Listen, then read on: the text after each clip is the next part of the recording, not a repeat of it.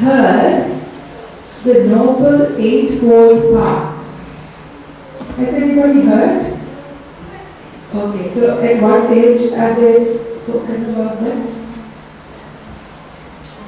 In the last class? I think that we go into detail in class. Okay, but alright. here like we have like from class 2 to class 4. Okay, never mind. Even if you have not heard about it, I am going to speak a little bit about the Noble Eightfold Path. It's a big word, isn't it? So, this was one of the most important teachings that the Buddha gave. So at a Sunday school, when you come to learn to listen to the teachings of the Buddha, it is important that you learn about the Noble Eightfold Path. But a lot of the people, like the parents and the older kids might know about it, but my question is, knowing the factors is one thing, but applying it into our lives is important, right? Yes, in fact, one of the children from here who I see who is present here asked me this question when they came to the monastery a couple of weeks ago. They said at the Dhamma school we have learned many teachings, but I want to know how to apply these teachings, how to benefit from them to my life. Does this sound like a good idea? Yeah? Because you know teachings of the Buddha, some of them, or you will learn a few today for the younger kids who have not learned it. But in any case, most important thing is that you are able to practice those teachings every day, right? Otherwise, what's the point? So, I'm going to tell a story. And based on the story, I might tell you a little bit about the Noble Eightfold Path. Does that sound like a good idea? Yeah, you'd like to listen to a story? It's a bit of a scary story. Are you ready for it? Yeah, you like scary stories? It's not too scary. You will handle it, okay? It's not a ghost story, so don't worry. So, do you know where I am coming from? No. I live in Santi Forest Monastery. So what does that say? It's a forest monastery. So it's a very big forest. I'm not sure how many of you know what the size of an acre is. Maybe this whole monastery area, temple is by about an acre or so. So our monastery is 150 acres. So it's very large, very big forest. And we have caves, we have waterfalls, we have beautiful things. How many of you have been to Santi Forest Monastery? Put your hands up. Great. But there are many who haven't been. So please come, because it's a very lovely experience. It may be far, but it is worthwhile coming. It's very, very peaceful, isn't it? Yeah, it's a very peaceful place. So I am originally coming from Western Australia. But I came here to Santi Forest Monastery in 2021 during COVID time. And when I first came to the forest, there also I live in a forest, but this is also new forest to me. So I thought I need to get used to the new forest that I'm going to be living. So in the forest, the nuns live in little huts. Do you know what a hut is? We have a cubby house to play. Have you seen cubby houses? Yeah. Something like that, a very small place.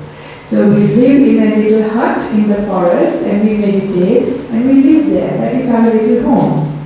So we live in the forest. So when I first came, I wanted to find out a little bit about the forest, to get familiar. So one beautiful day like today, when it's sunny and nice, I decided to go for a walk. So if you were to go for a walk in an unknown forest, how will you be walking? Will you be very mindful? You will have to be mindful, right? Otherwise, will you get lost? You might get lost, isn't it? Will you pay attention to where you are walking? Yes, because you don't know the roads. And the roads are not like here. Yeah, sometimes it's uneven, there are all kinds of things, so you have to really watch your step, walk very carefully. So I was going very mindfully for a walk, and then there was another nun who came with me. She too has decided to go for a walk. So then we met together in the forest. What happens when two people meet usually? Start talking. That's why I said friends can't stay together. So they can start talking during the Dhamma talk, okay? So you're doing really well right now. So continue. So what happens to your mindfulness when you start talking? Sometimes goes down a little bit, isn't it? Yeah. So anyway, we were talking and walking. But I really had very good luck. That's why I am sitting here and talking to you. Otherwise, I may not be here today. So anyway, so I was walking behind, and my other friend, the other nun, was walking in front of me. And suddenly, she put her hand out to stop me, just to see a large snake right in front of us. Do you know, have you heard about the red-bellied black snakes? They are here also very, very dangerous, yeah? Very scary. Very big as well, very scary looking. So, what would be your reaction if you saw such a big, black, scary snake in front of you? Yes? Run. Run, exactly. That's what I thought as well. Anybody else would like to run? Yeah? Who would scream? Yeah, scream and run, huh? Anybody would try to kill the snake? No. Of course, you have taken your precepts, right? But some other person might even try to kill, isn't it? Some people try to kill animals, which is bad, but they can try to do that too, but you all are very good, so you will try to scream and run. That's what I also thought because I was scared. But the nun next to me held my hand very strongly. So I can't run. So I was wondering what she's up to. But she was very calm. I could feel the way she was holding my hand, although firm, she was calm. Because she was calm, I also calmed down. That's true, isn't it? When you are next to somebody who is calm, you calm down. But when you are next to somebody who is agitated, you also become agitated. So it's important that you calm down. So because she was calm, I calmed down. And we both stopped and become very still. And then she said, let's take a few steps back gently. So we took a few steps back gently. And then what she did was kind of very interesting. You would never think that you would hear such a story, such a thing, right? So she spoke to the snake, right? She spoke to the snake and said, oh, we didn't know you were here. She's a very sweet nun, and she has a very, very sweet, kind voice. She's a very caring, kind person. So she spoke to the snake very kindly and said, we didn't know you were here, we were just going for a walk. It's a beautiful sunny day, you must be having a nice sunbath. Please continue to enjoy yourself, it's a nice day. We are going to go back now, have a really, really nice day. Isn't that nice to say? Yeah, it's a nice thing to say. But would you think about saying something like that to a snake? No, me neither. So this was kind of interesting, right? So of course, if you know a little bit about snakes, you know that snakes are deaf. Did you know that? Snakes are deaf. So of course the snake couldn't hear. Even if he heard, would they understand English? No. But do you think the snake understood what she was telling? Yes. Do you have pets at home? Some of you may have seen pets. Do you realize that sometimes they understand? Because your pet also don't know English, right? Yes. When you spend a lot of time with animals, the animals kind of connect to you. Exactly. For example, dogs. Over time, Yeah. from wolf dogs to complete dogs, and they learned how to read human feelings. Exactly. But not only the domesticated animals, Any animal. any animal, they have a sense. Now, if a really angry person came into this room, even if they didn't open their mouth, would you feel? Can you recognize somebody really angry? You can, right? You sense that. If somebody came here very, very sad, can you feel? Yes. If somebody really happy came here, you can feel that, right? Somebody very peaceful. So you can feel, you can sense. Animals can sense even more. Yeah? Even some of you might remember when you were younger, yeah? As you're younger, the young kids also remember and feel things much more than when we grow up. Some of you might still remember, yeah? Feeling a lot more about your parents, you know the mood of your parents. Do you know or not? You know, right? When the mom and dad is not in a good mood, do you know? Yes. When they're in a good mood, not a good mood also, you know.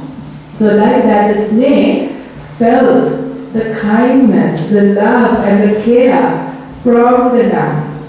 But also, it was a very respectful thing, right? To speak in a very respectful, kind way. Now, if one of us said, "You stupid snake, get out of my way, what are you doing? Snakes should be in the forest, not on my path," right? And if you shouted at it, that's not a nice thing to do, right? That's not a very nice thing to do. And that's not a very respectful thing to do as well. So do you realize we have a choice in life? Isn't it? We have a choice in life. But often do we forget? We forget, yeah. So the point of this story is now that was a real black snake. Do you think that sometimes you meet black snakes at work, at school, in the shopping mall? Do you think?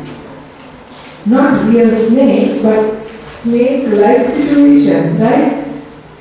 People and situations which trigger a lot of fear. Does it happen sometimes? You get scared? Yes. Situations that trigger anger. Does it happen sometimes? Sadness? Yes. Worry? Yes. So they are like black snake situations, right? Similar kind of situation that triggers. And what do people do? Sometimes, when things like that happen, some people also want to scream. You have done this, yeah? Sometimes you have screamed back at somebody. Have you done that? Maybe adults? Older people, yes, even younger people, you scream back. Or you run away. Yeah? Sometimes you try to run away from a difficult situation. Sometimes you even try to kill, but not kill the person, but kill the situation, yeah, with words. It's a very bad thing to do, very, very terrible thing to do, but this also people do. It's not recommended. That can happen. It's not actual killing, but killing a situation or killing a person in that degree, yeah? So not a good thing to do. So black snake situations. But remember, after hearing this story, that in life you have a choice. Yeah? So even if you have a difficult person, a difficult situation, you can engage in a kind, respectful way. Do you think it is possible? I think it is possible. Try and see. Yeah? Many times it is possible. It is possible to engage in a kind and a respectful way. Never mind what they are doing, doesn't mean that you allow them to hurt you. Not at all. You have to protect yourself, but the way you speak, you can be kind. You can be respectful, unless it's a very kind of dangerous situation, like it's a music child. I'm not going to talk about in this occasion, but in most situations, it's going to be okay. So, how is the Buddha's teachings applying to here? Who has heard Dhamma and Vipaka? Yeah? Do you know about Dhamma and Vipaka? Causes and effects. Yes? So if you haven't heard, I can tell you that whatever things we do by body, speech and mind, intentionally. Right? Intention is important, has consequences.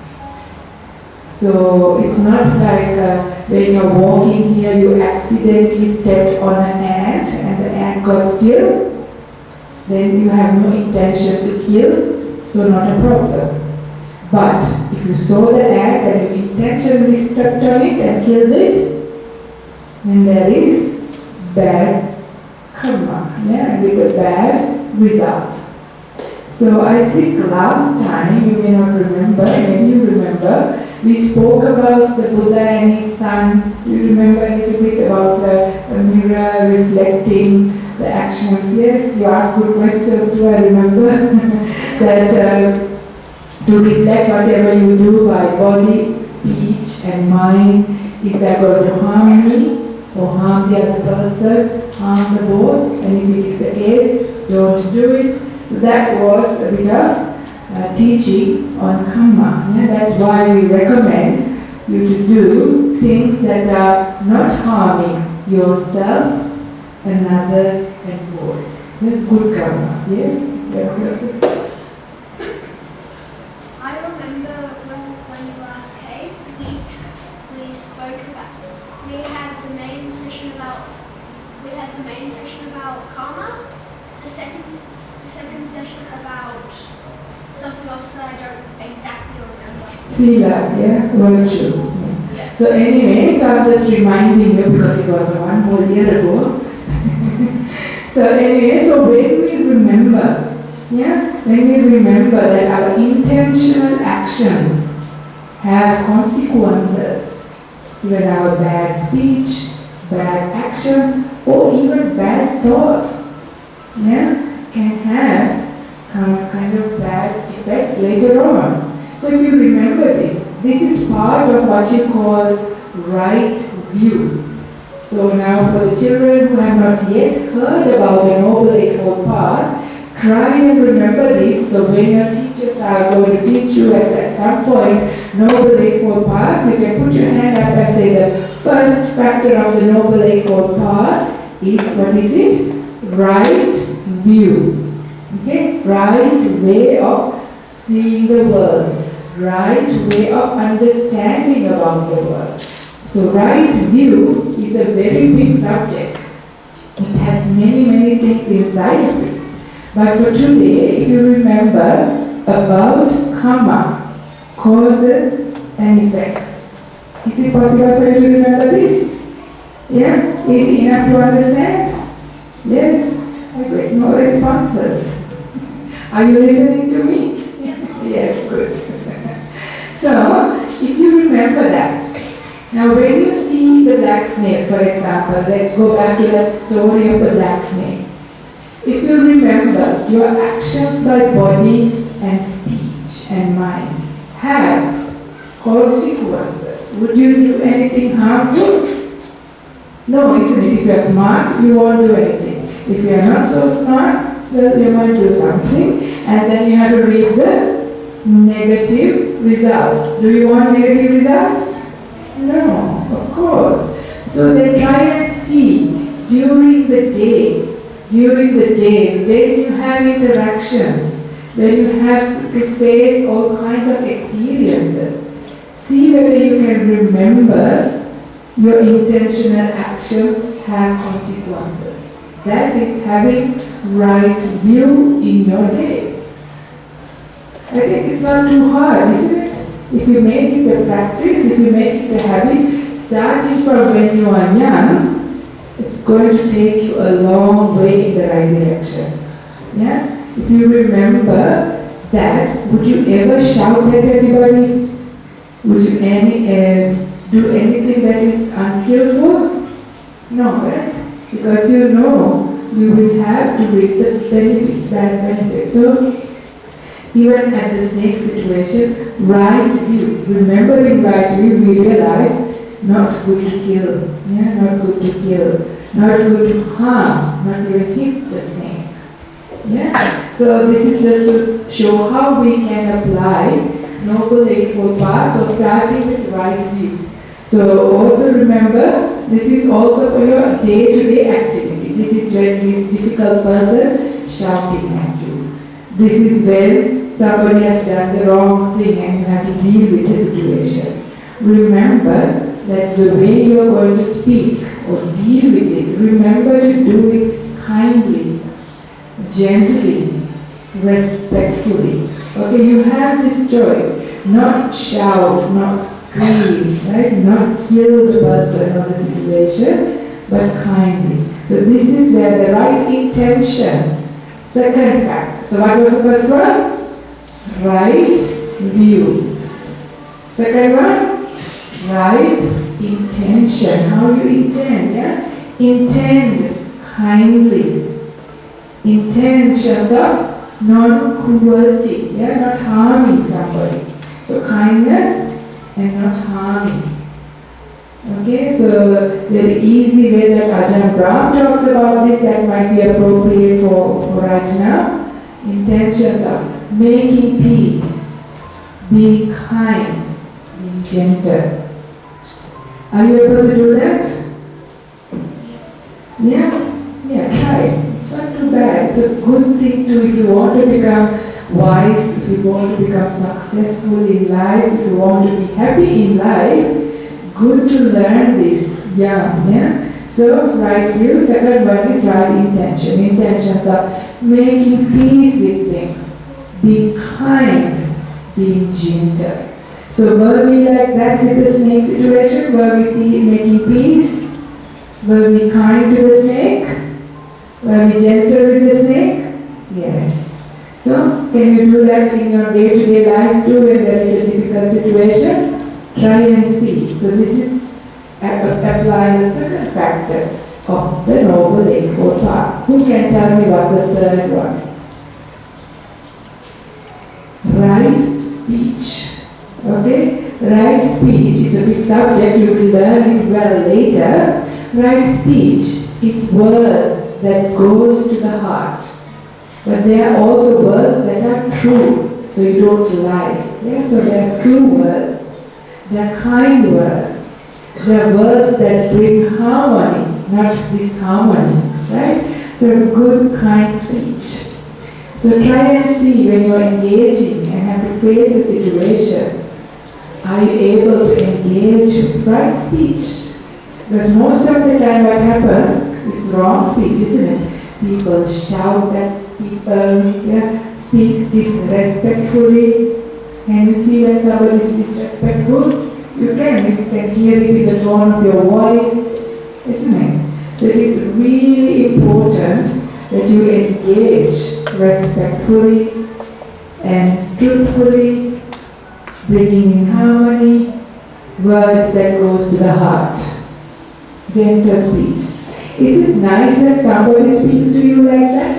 Do you feel good when somebody speaks to you kindly, gently, beautiful words? We like it, isn't it? So why don't we do that to others as well? Even when they are being difficult, you can speak kindly, they will listen. Do you listen when somebody or your parents talk to you kindly? You do, isn't it? If they shout at you, you don't feel like listening to them, right? So this is also for the parents. If you want to get your children to listen to you, kindly. The other way around too, if you find that your parents are not listening to you, try being kindly. Don't shout and demand and tell I want this and I don't want this in a bad way, then it's not going to work, right? It goes both ways. So if you want to communicate kindly, gently, words that goes to the heart. So that is right speech. So the third factor of the Noble Eightfold Path. What's the fourth one? right action. Okay, how do you behave? So not to kill, not to steal, and not engage in sexual misconduct. But in this occasion, with the snake situation, not killing comes up again, right? And not stealing, not harming, doing any actions that are harmful by your way of going. So you have to be listening to me. I know you are a smart fellow, but you can't play around, it's that disrespectful, okay? Otherwise the Buddha might be not happy. This is what the Buddha said. So you have to sit nicely and you have to behave. Otherwise I will also not be very happy. Okay? So that's right action. Did we do that? So we did that with the snake. So can you try and see whether you can apply the fourth factor of the Noble Eightfold Path day to day when you meet your snakes in the city. Snake-like situations. So the fifth factor is your livelihood. That is the job that you do. That is something that may not apply straight away to all actions. That's a choice that you are going to make. So maybe that is a bit too early for some of the younger ones, but for the older kids who are going towards HSC and who are going to choose a career path, think about what kind of career do you want to do. So explore and do your reading to find out what's right livelihood. A good job that's going to make you fulfill, keep you away from difficulties and troubles, helps you to keep your virtue. Because some jobs, it's hard to keep your precepts. So be smart about selecting a good job. So that's livelihood. So it doesn't come up for everyday activity, but that is there. Now, in order to do all of those things, even with the snake situation, did you need to exert effort? We need to, right? You have intention and you do it. There is some effort. Effort to do good. Effort to refrain from the bad, because the other choice is to try to kill the snake, to shout at the snake, to stop that and speak kindly, speak gently, do all of that needs effort. So that is right effort coming up in your day-to-day life. So right, yes? So right effort is by putting in the right kind of effort, because sometimes when you're doing something, you can do things the easy way or the hard way. That's a good point. The easy way isn't always the best way. Yeah, that's Most true. likely because in a situation where you're trying to build a Lego, you need a specifically colored piece, and then you find the exact same piece but in a different color, and you go, oh well, who noticed it? And then on the next step, you need that piece, but you forgot that you put it in. Good example, yes, well done. Yes, right effort is also the amount of effort, but what you're doing with it, yeah? So right effort specifically is about stopping yourself from doing something bad or unskillful or harmful for somebody. You need effort to stop yourself, right? From shouting at somebody, hitting somebody, harming somebody. So the effort to stop. Also, the effort to do good, because doing good also requires effort, right? You have to think about what's the right way to speak, what kind of words to use, and what. Where are you coming from? Are you coming from your heart? Or do you have ulterior motivations for your kind speech because you want something, like buttering up somebody? Are you really truly being kind? Yeah?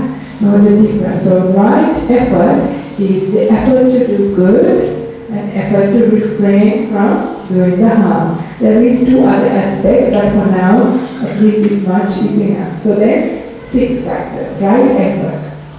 Now, in order to do all of these things, engage in this way. Do you need some mindfulness? Yes. If you are not mindful, can you do anything? No. If you have no mindfulness, would you even recognize there's a black snake in front of you? That there's a dangerous situation? No, right? So you need mindfulness to understand what's going on, and mindfulness to know how to receive it, yeah, how to understand it, how to relate to it. You need mindfulness to be able to respond, yeah. So this is really very important. So you use mindfulness. So that is 7 factors. So that's the 7th factor, and the 8th factor is meditation. So meditation also doesn't come in day-to-day life, but 6 factors of the Noble Eightfold Path comes in. Let's see whether you remember. What's the first one? Right view. In this occasion today we are talking about karma and vipak. Intentional actions have consequences. Second one, right intention. What is the right intention? Make peace, be kind, be gentle. Third one, right speech. Speech that goes to the heart. Speech that is true, that is kind, yeah? That creates harmony. That's the fourth one, right action. Stopping from killing, stealing, things like that. Bodily actions that are not harmful and not hurtful. That's the 5th one, like livelihood, that doesn't come in day-to-day life. What's the 6th one? Right effort. Doing effort to stop yourself from doing harm and effort to do good. Yeah, right effort. 7th one, mindfulness. Yeah, mindfulness to know what is the right, skillful, good thing to do, to understand what is going on. So having some awareness in your day-to-day life, what is going on? Yeah, what am I facing? How am I feeling? But not only that, that is not good enough. Yeah. So what is going on? Or what am I doing? How am I doing it? Very important, right? So not just what am I doing, why am I doing it? First of all, why am I doing these things? Do you sometimes realize you do useless, silly things in day-to-day life? You do. So don't have to do those things. Yeah? So find out what are you doing, why are you doing it, and how are you doing it. Does it make sense? Because how you do things can also be interesting, right? Because you might do something that is supposed to be good, but the way you're doing it might be harmful for yourself and another. This can happen very easily. Can you see that? Yeah, so how you do something is also very important. So mindfulness is like that. So having some awareness, what are you doing? What are you saying? What are you thinking? Can you do that from time to time during the day? Very important to get in touch with your body and get in touch with your mind. Okay? Don't live your life mindlessly. It's like you're living your life in a sleep then. So make a habit of checking in with yourself to see, what am I doing? What am I saying? What am I thinking? And then ask, why am I doing like that? Why am I saying like that? Why am I thinking like that? Yeah? And then also see, how are you doing it? And am I doing it in a way that is not harming myself, not harming the other, not harming the both? Then that's all right. But if not, find out how can you do it in a better way. Very important, right? So this is the aspect of mindfulness that you need in the day-to-day life. So is this helpful now to understand in day-to-day life to be smart, to do well in life, to stay out of trouble at least? If you do like that, you will definitely stay out of trouble and do well and go a long way, and at the same time accumulate a lot of good karma, yeah, which is important. If you want good things to happen in your life, do you want good things to happen in your life? You want happiness? Yeah? Do you like to have good friends? Yeah, you want all good things in life? Then this is how you need to earn. Yeah, this is how you get good things in your life. So, were you able to understand what I was saying? Yeah? If you were listening, you would understand. If you got carried away, I am sorry, you missed the opportunity. So, anyway, try and reflect about this and see. And for the oldest kids, you can apply this a lot more. Try and see. So you know the Noble Eightfold Path and see, based on this, how you can refine it and make use of it. Ideally, every wakeful moment. Of course, you need a lot of mindfulness. So never mind every wakeful moment, try as much as possible. Yeah? Try with big events. Try to recognize the big snakes first and deal with it skillfully. Find out ways. Never mind, you might make some mistakes, learn from your mistakes and see how you can do better next time in a more skillful way. Better doesn't mean you get your way, so not manipulating other people. This can also be done, which is not recommended. Yeah? This is much more to be wholesome, to be good, to be kind, for your own benefit and for the benefit of others. Last question for this morning, yes? Yes, ask a question. Really? I just wanted to know whether by right effort, whether you're in some, what if someone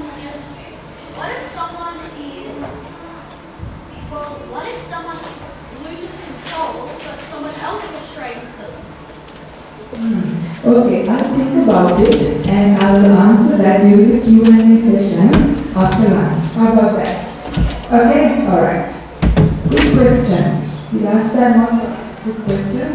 Others also, while you are having lunch, don't get carried away talking. Just think about some good questions. Okay? Maybe very difficult ones for me. Make my life difficult, it's okay. Challenging. I like challenges. Alright, have a nice lunch. See you in the afternoon. Okay?